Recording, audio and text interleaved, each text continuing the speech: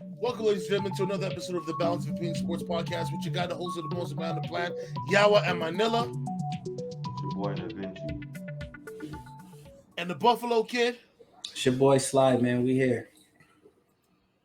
The question that most New Yorkers want to know: who is to blame for this lack of offense/defense, this collapse? Da Vinci, why don't you let me know what you think? Listen, I think it's Steve Nash, but I think at some point you also got to say KD. Yeah, you got to make better decisions with the ball. I think he's tried to rush his game too much. And if you watch the games, you know what I mean. Instead of just being composed and everything, he tries to make the play too fast, have turnovers. But overall, I'm gonna say Steve Nash because I don't even seen any in-game adjustment or next game adjustment to counter Boston what they're doing or to free up KD and Kyrie and make these guys have more success. Because you can have as much as great as these guys are, if you know the game of basketball and context and details. It doesn't matter how great of a talent you are, you still need to be put in the right position to be better against a team like Boston. You need to have the right system in Boston because they're coming at you from all angles. And then what we clearly saw is Boston already knew every damn thing Kevin Durant was going to do, so they were just chilling. It was easy for them. But overall, I think it's Steve Nash and the coaching staff of the Brooklyn Nets that got to take the blame. I think they have weapons; they're not utilizing it the proper way, and yeah, they have to take the blame. Then. What about you, Sly?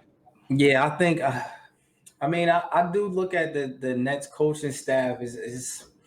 I feel like they have. What can we credit them for, man? They look like they're just going out there just playing. Like I just see Kyrie doing his one-on-one thing. I see KD doing his one-on-one thing.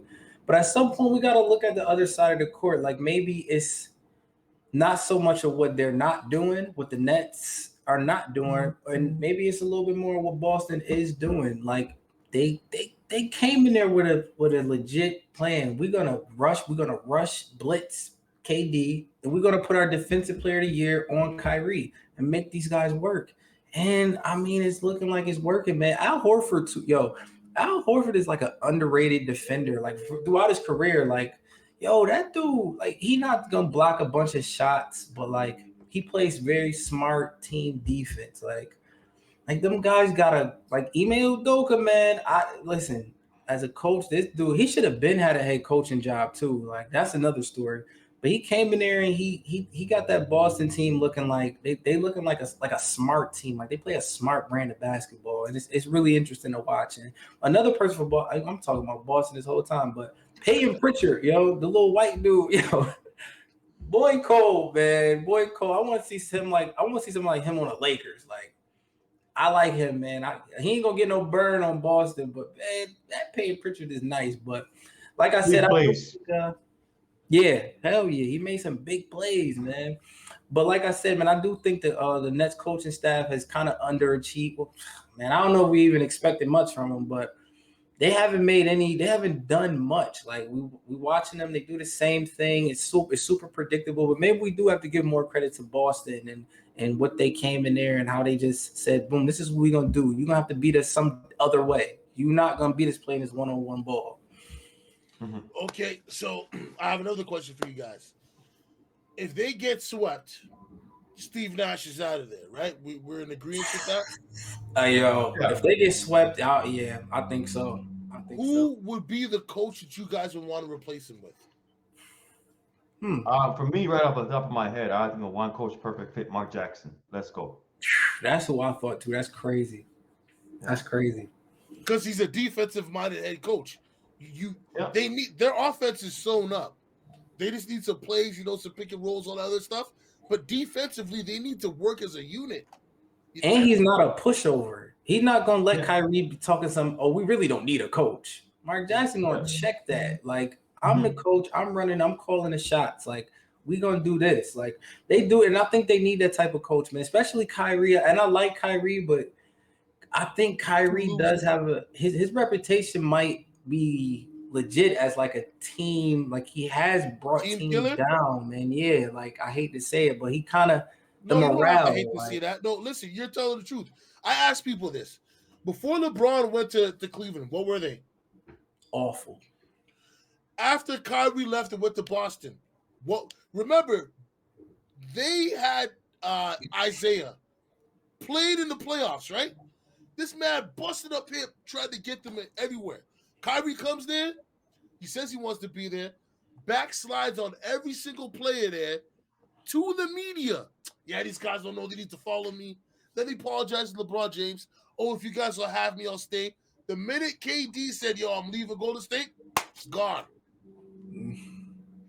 They make it to the playoffs. They make it to the finals without Kyrie. Facts. And what was Tatum was like 20. He was a baby dunking on LeBron, and it was in the Eastern Conference Finals without Kyrie. They had Rozier. That was another point guard. Scary Terry. They go to Brooklyn. KD's out for a year, right? What happens to Brooklyn in the first year? They overachieved, I would say. Yeah? Okay, so that one I'm not going to put against Kyrie. And I'm not trying to bash Kyrie. I'm just saying at the end of the day, I respect facts is facts. Yeah, I respect Kyrie enough to tell him the truth. You need to change your attitude. Yeah. You know what I mean? I think you need a right coach, though. I think the right coach need to kind of put him in his place a little bit. Like he needs to, like you're not bigger than the game, bro. Like and I'm all for like being an individual and having your own mind and being able to. I'm all for that, but not at the detriment of your team in a team sport. Like I don't know about that. Right now, if Mark Jackson isn't available, can I get an amen for Tyronn Lue? Oh yeah, hell yeah! Nah, the Clippers ain't letting him go. No, let him go. Man. You never know, man. The Nets might be willing to give him that bag, okay? No. And he be going over to deal with another set of superstars. Steel Bomber, give him that bag too, bro. No problem. Yeah, exactly. Ain't nobody got a bag like him. Yeah. You know what about Frank Vogel? Thank you. Yeah. Frank Vogel might be a good fit, like low key. Sorry, go ahead, sir. Yeah, I mean, Frank Vogel might be the coach and go there and just make the Lakers organization look stupid. Yeah. They already look dumb. That would be an interesting. LeBron, I'm telling you, whatever. That'll be an interesting little storyline too. Frank Vogel go to the Nets, and I wouldn't mind seeing that. Do you guys have any other? Somebody told me one of the Gundies. And let me say this, okay? I'm not a hater of them, but they too soft for that team. Okay, one of them was caught being dragged. Nah, Jeff, he was a G. I think Jeff is a G. Jeff Stan, on the other hand, Stan, yeah, no. I don't know, man. He had players making fun of him. You know what I mean? But think about that team he coached, bro. Jeff was coaching Pat Ewing, Anthony Mason, and the good coaching the Goonies. Like I'm just saying, he was getting dragged. Charles Oakley. Yeah, he was getting dragged, man. But he was in the mix. If I'm Jeff Gundy, I'm standing on the sideline. The fact that he even got in there, I'm like,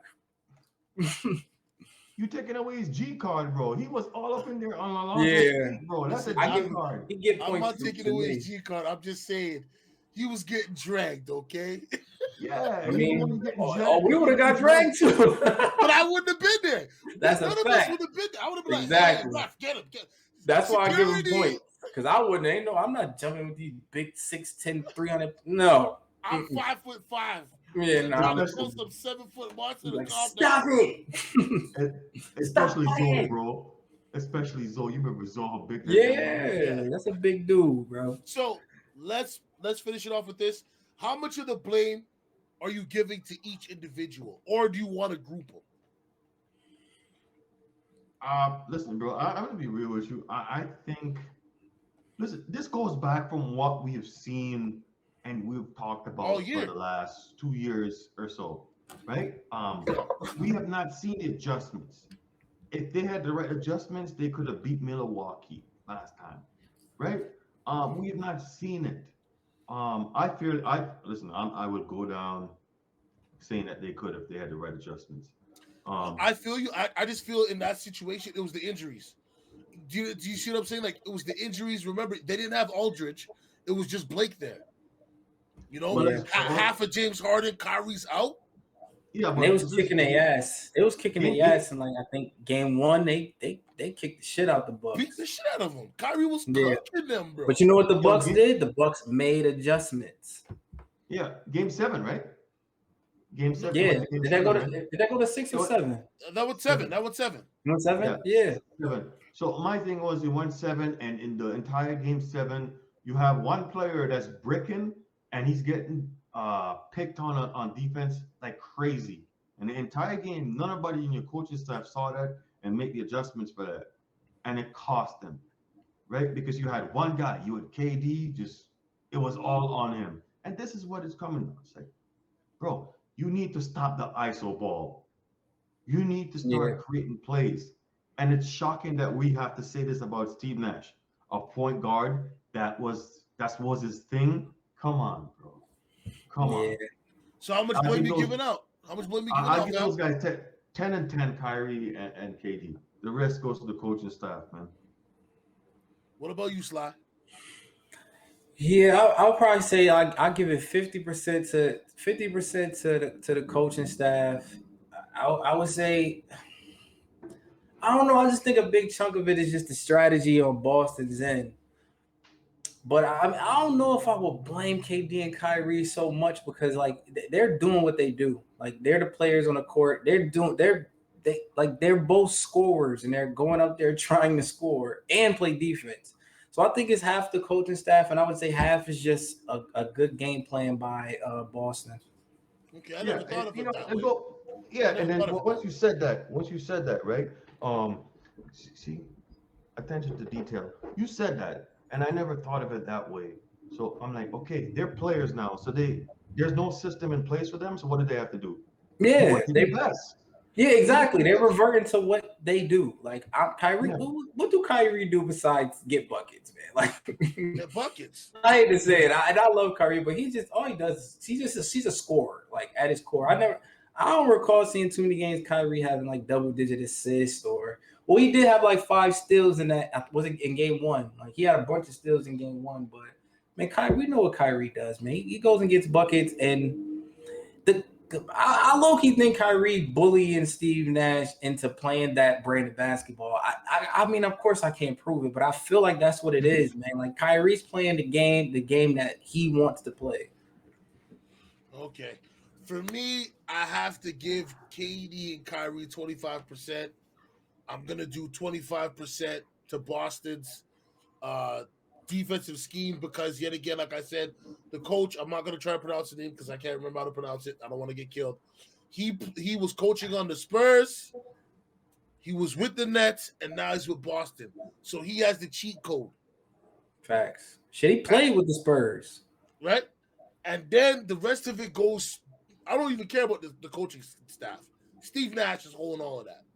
Every last drop. Because you're where the buck stops. You're seeing that you're right. Oh, yeah. KD gets injured. Another thing I want to bring up, and I know people are gonna jump on me for this, okay? They should have had Kyrie playing semi-games the whole year and just bit the damn bullet. Instead, they had him sit up for so long, then they bring him back. They're trying to fight with New York to get the mandate right? Then on top of that, KD gets injured when they're the number 1 seed. Why do you think that happens? It's not just somebody running into his leg. You're playing the man 40-something minutes a night. Are you dumb or are you stupid? Which one are you, Nash? Because I haven't played basketball on any of those guys' level, and I know that's the wrong thing to do. You got to get other people involved.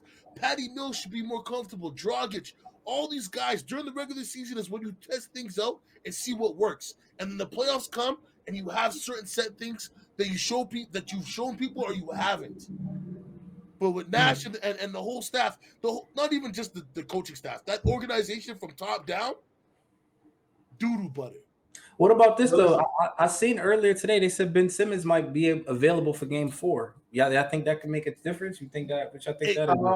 It can, but it's too late. It's too late. No, I don't think it's too late. Like, What if they win game 3?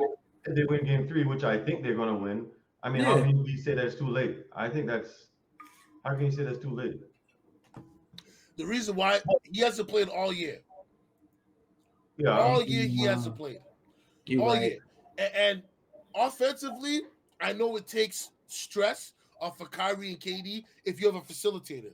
But with a bad back, and even though I said this the other day on stereo, Pippen played with a bad back. So Ben ain't got no excuse.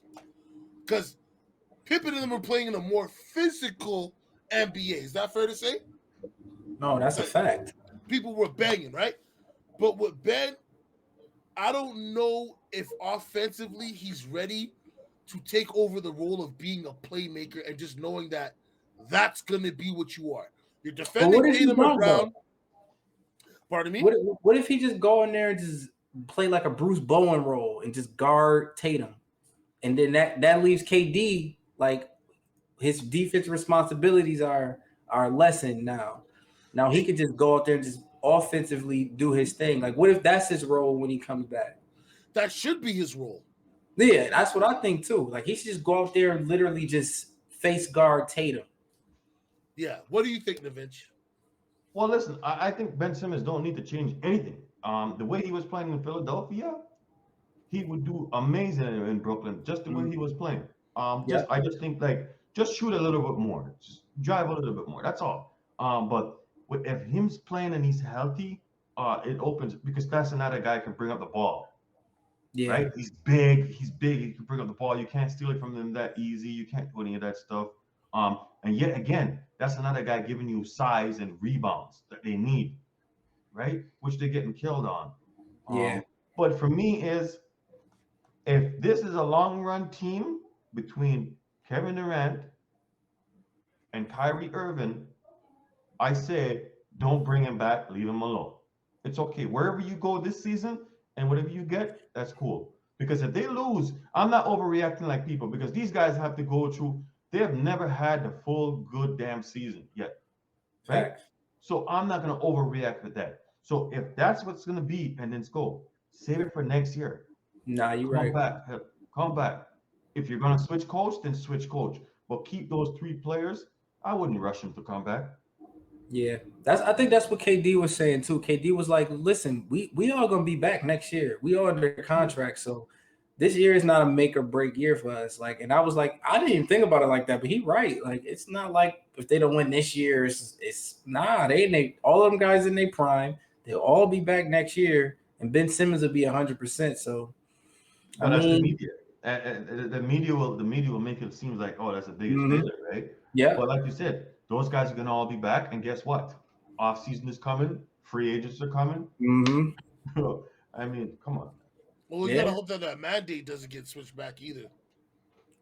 Because like I think that was the biggest nail in the coffin. Was that Kyrie couldn't play, and then that made Harden want to get out.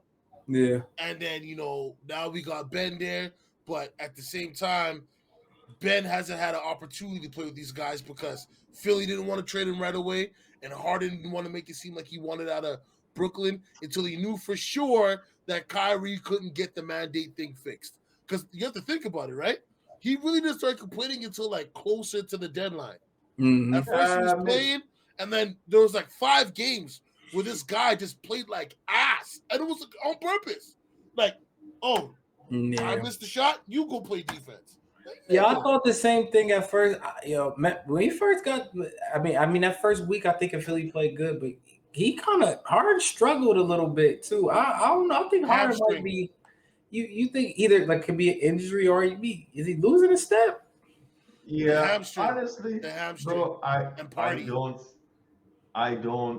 don't see the fire in the guy anymore. Me neither. I don't know.